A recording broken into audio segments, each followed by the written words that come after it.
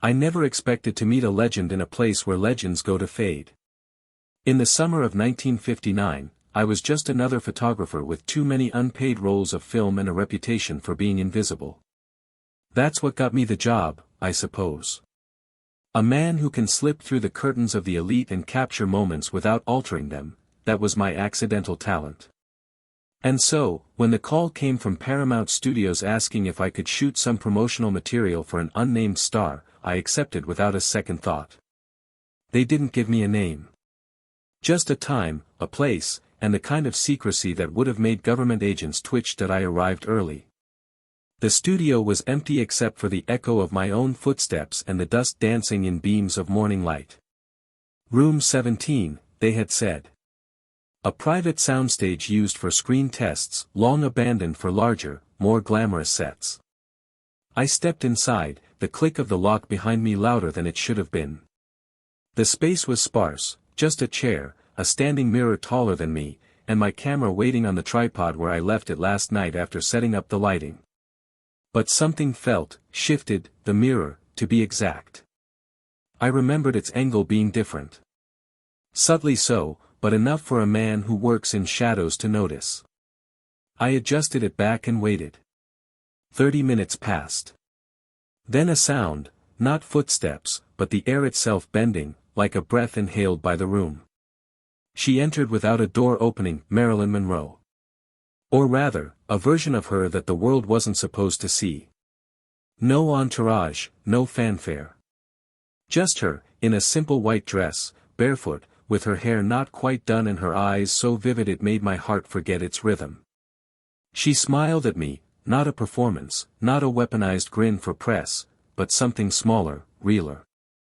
I raised the camera instinctively, and nothing happened. No click. No flash. Just silence. I checked the film, the shutter, everything. It was all intact. I looked at her, she didn't flinch. She simply turned her head slightly, glancing toward the mirror. I followed her gaze, she wasn't there. I blinked. Once. Twice. The mirror showed the chair. The room. Me. But not her. I stepped closer. Still nothing. You see it too, she said softly, her voice like velvet left in the rain. I nodded, words failing me. They always ask about beauty, she continued, stepping beside me, not reflected, not even casting a shadow. But no one ever asks about presence. Marilyn, I finally breathed. No, she replied. Not here. Here I'm just her echo. And then she walked through the mirror, not into it, but through it, like water swallowing a pebble, and I stood alone, the camera humming softly like it had seen a ghost but chosen not to remember. I stood in silence long after she vanished, hoping the mirror might ripple or hum or breathe. But no, it returned to being just a mirror. A tall, old prop from a forgotten era. I approached it again, close enough to see the wear on the gilded frame and the subtle distortion in the glass. I touched it. Solid. Cold. Real. I looked at my reflection and saw the truth, I was still there. She wasn't. I packed my camera and left room 17 like a man waking from a dream he couldn't prove existed. Outside, the sun had risen, oblivious to what had occurred, or hadn't. I told no one. Not because I feared they wouldn't believe me. No. I feared they would. And asked the one question I had no answer to, why her? Over the next few days, I returned to the studio. Each time, the room was untouched. The mirror remained, its surface smooth and unyielding. But there were signs. The scent of her perfume lingering in the air. A strand of blonde hair caught on the back of the chair. Once, the mirror itself was fogged, like someone had stood too close and breathed a secret onto the glass. Yet no matter how long I waited, she never came back. I started researching, quietly.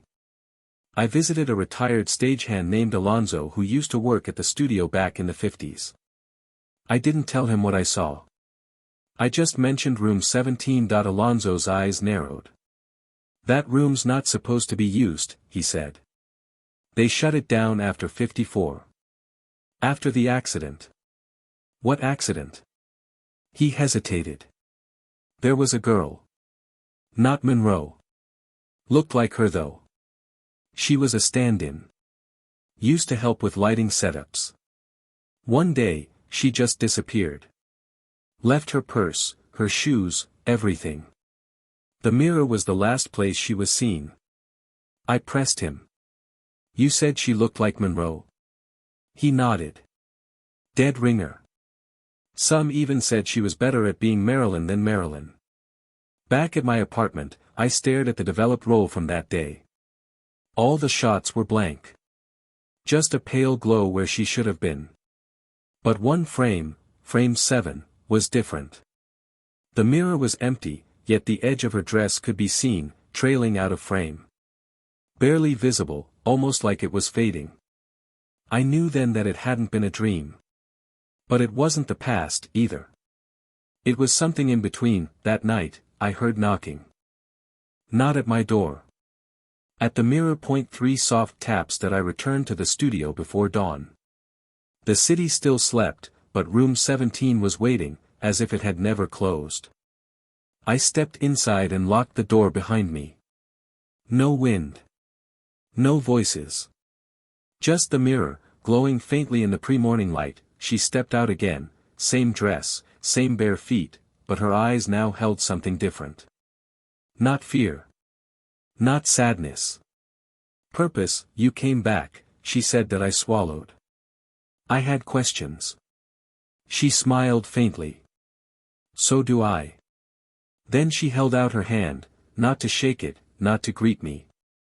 To pull me in, and before I could say another word, the mirror opened again, and I followed her through. Crossing that threshold was not like entering another room. It was like falling into a photograph you were never meant to see. I didn't feel the mirror's surface give way. Instead, I felt the studio dissolve behind me, soundless and sudden. I found myself in a place that wasn't past or present but memory. Distorted, curated. A dream scripted by someone who had forgotten how to wake up. The air was tinted gold, like every surface reflected studio lights that no longer existed. A hallway stretched before us, long, lined with dressing room doors, each bearing the names of actors from a bygone age. Some I recognized. Others never became stars, and yet here, they were immortalized. The sounds were muted, the faint rustle of chiffon, the distant echo of applause, and somewhere, a phonograph playing a song I couldn't name but felt I'd heard in a previous life. She led me without speaking. Her hand was cool, but steady. Marilyn, or the one who looked like her, moved with the grace of someone who had long rehearsed this moment. Her silence wasn't emptiness. It was restraint. That we stopped at a dressing room door with no nameplate. This was never mine, she said, finally. But it's where they kept me. I followed her in. The room was perfect in its artifice, vanity mirror framed by bulbs, perfume bottles never opened, makeup that never aged. Yet the reflection in the mirror showed only me. Not her. You're not her, I said at last. I'm the one they tried to make her into, she replied. She sat at the vanity, not looking at the glass, and ran a finger along the edge of a faded script. Her eyes were no longer just sorrowful, they were tired. But beyond that fatigue, something burned. They used to tell me to smile more. To breathe slower. To walk like I was already apologizing for existing. They said if I did all that, they'd make me unforgettable. She looked at me. Her gaze pinned me in place. They made me invisible. I didn't know what to say. Not yet. I only knew that what I'd followed wasn't just a ghost of Hollywood, it was the residue of an identity, stripped and molded and repeated until it lost meaning. I was standing in a mausoleum of personas, curated illusions that once walked red carpets and now lived only in film reels and studio rumors. Why did you bring me here? I asked. She rose slowly. Because you saw me. The real me. Before I disappeared again. Outside the dressing room, I heard something shift. Not footsteps, something heavier. Like the set itself was moving. She noticed too. Her posture changed. Alert. Uneasy. They're coming, she said, backing toward the mirror. They always come when someone remembers. Who? She didn't answer. Just pulled me with her. Back into the hallway, toward the soundstage. The lights flickered. Behind us, I saw them then, figures in tuxedos, their faces blurred, their movements too smooth, as if spliced together from different reels of footage. Executives. Directors. Gatekeepers of a dream no one could escape. They'll try to erase this, she whispered. You. Me. All of it. How do I stop them? She looked at me, her expression solemn. You don't. And then she stopped, turned, and ran. That I ran after her, though everything in me screamed to stop. The hallway twisted unnaturally, doors rearranging themselves, lights flickering in and out like forgotten scenes being edited mid-memory. I could hear the footsteps behind us now. Not running. Just steady. Slow. Confident. Like they knew we'd have nowhere left to go. She turned a corner sharply, and I followed, nearly slipping on a floor that no longer felt like wood or tile, but film, thick, brittle, and cracking under each step. We passed a set frozen in time, a 1950s kitchen, chrome appliances glinting under artificial sunlight, a laugh track echoing faintly from nowhere. On the couch sat a mannequin in a cocktail dress, its mouth fixed in a permanent grin. I looked away. Where are we going? I shouted. She didn't turn. To the archive. It's the only place they can't alter. The what? We burst through another door, and suddenly the sound changed. The static hum of Hollywood illusion faded, replaced by something I hadn't heard since childhood. Silence. Not emptiness, but peace. A room the size of a cathedral stretched before us. Film canisters stacked floor to ceiling. Rusted projectors. Faded photographs. Everything coated in dust, yet untouched by time. She stopped. They never come in here. Not willingly. I stepped closer to the nearest projector. Its reel had no label, no markings. She reached past me and pulled a canister from the shelf. Her hands trembled as she opened it. What is it? I asked. My screen test. The one they buried. She fed the film into the machine with the care of someone touching a wound that never closed. The projector flickered to life. A moment later, an image appeared on the far wall. It wasn't her. It was Marilyn, the Marilyn. But younger. Unscripted. No makeup. Just a girl in a simple dress, looking into the camera with eyes full of uncertainty.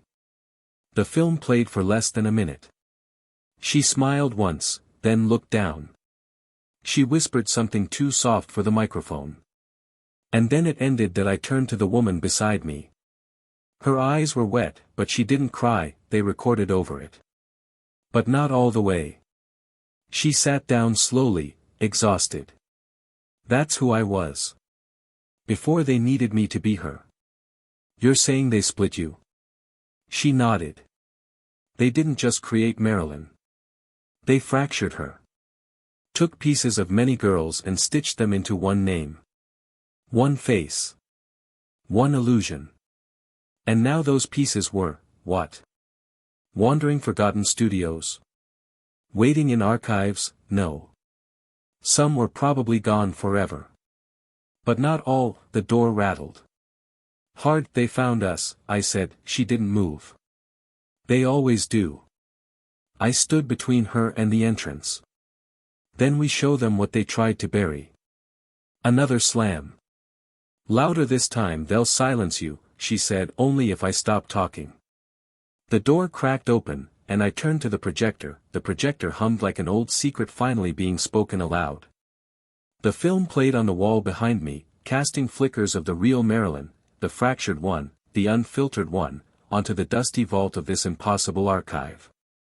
The door to the room buckled again, then gave way. They entered, not as individuals but as a collective echo, men in suits with faces blurred by the static of forgotten credits, editors whose hands never left the blade, executives with eyes like black and white stills, and voices that came not from mouths but from past negotiations.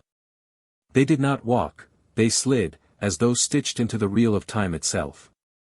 The moment they saw the film, they paused, she stood behind me, weak but defiant. They can't stop it now, she said. That I didn't know whether she meant the film or the truth it carried. Maybe they were the same point. One of the figures raised a hand, long, thin, with fingers like typewriter arms. This was not meant to survive, it hissed. That I turned. Then why does it still exist? Another voice answered, clipped and cold. Because something was left unfinished. A frame. A breath. A blink. The image behind us shifted again, Marilyn looking into the lens, her expression uncertain, as if asking the viewer a question she couldn't quite form. The longer they stared at it, the more fractured they became. Their forms flickered, like old footage unraveling at the edges. Their power, it seemed, was rooted in silence. And the film had broken that. She stepped forward now. Not hiding. Not running. You made me invisible, she said, her voice soft but resonant. But you forgot something. They didn't respond. They just stared. You forgot that echoes don't die. They find new rooms. The light from the projector grew brighter, almost unbearable. The figures twitched, rippled, then started to dissolve, not all at once, but like paper caught in a slow fire. One of them reached forward, desperate to tear down the screen, but its arm passed through light and vanished. That I turned to her. She was glowing faintly now, not in a heavenly sense, but as though the light had finally decided to include her. The mirror behind us, which hadn't been there moments before, now stood open once more. She looked at me. You should go back. And you? I asked. She smiled. I never really left. But now I can stop hiding. I wanted to ask her name, not Marilyn, but hers. The real one. But I knew even if I heard it, I wouldn't remember it the way it deserved. Some truths are meant to remain sacred. She stepped backward into the mirror, her form steady, visible, whole. And then she was gone. The projector went still. The film finished its loop. Silence returned, but not the hollow kind. The kind that comes after music. That I turned to leave. The hallway was empty now. No twisting walls, no haunted laughter. Just light. Sunlight. The real kind. When I exited room 17, it was morning. A new one. No one ever asked about the shoot. No studio followed up. The door was locked again a week later, sealed and forgotten like so many other things. But the photograph I took that day, yes, one came out, remained on my desk. A mirror. A chair. And in the very center, a single, delicate fingerprint pressed against the glass. That I didn't return to room 17 for a long time. Months passed, then a year. Hollywood kept moving, grinding its wheels, minting new stars, burying old names in gold and silence. But I carried her with me. Not Marilyn, not the icon, but her, the one who lived between the frames, the echo who stepped through a mirror and chose to stop running. That I went on photographing, though something in my eye had changed. I no longer hunted perfection. I sought the flicker, the in-between expression, the accidental truth people let slip when they thought no one was looking. I wasn't chasing ghosts. I was remembering them. Then, one day, a letter arrived. No stamp. No return address. Just my name, typed in courier font, Hollywood's default whisper. Inside was a single strip of film. 3 frames, the first, a blurred hallway, familiar and warped. The second, a silhouette of a woman in a white dress, mid-step, turning her head toward the lens. The third, the same woman, smiling, not as an icon, not as a brand, but as herself. Unnamed. Unreplicated. Tired that I held the strip up to the light, and the room dimmed, not from shadows, but from memory pressing against the walls. I knew what it meant. She hadn't vanished. She had chosen to stay present, not in the studio, not in the mirror, but in the spaces between remembrance and recognition. Later that week, curiosity, or maybe duty, pulled me back to the studio lot. It had changed, as things do. New sound stages, digital scaffolding, actors walking with earbuds instead of cigarettes. But the old buildings remained, tucked behind the modern gloss. And room 17, abandoned again, stood just as I remembered. Dust, locked doors, and the faint scent of powder and time that I walked the perimeter, hoping for something irrational, a sign, a whisper, a knock. Nothing came, until I saw the plaque that it was small, bronze, recently installed.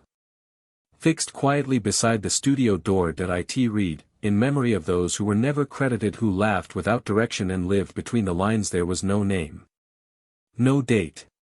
But it was enough that I sat on the studio steps for a while, thinking of the mirror. I realized then it had never been a trap. It had been a gate. One that only opened when seen for what it truly was, not a reflection, but a reminder. Before I left, I took out my camera and aimed it at the door. Clicked once. This time, the photo developed just fine. A simple wooden door.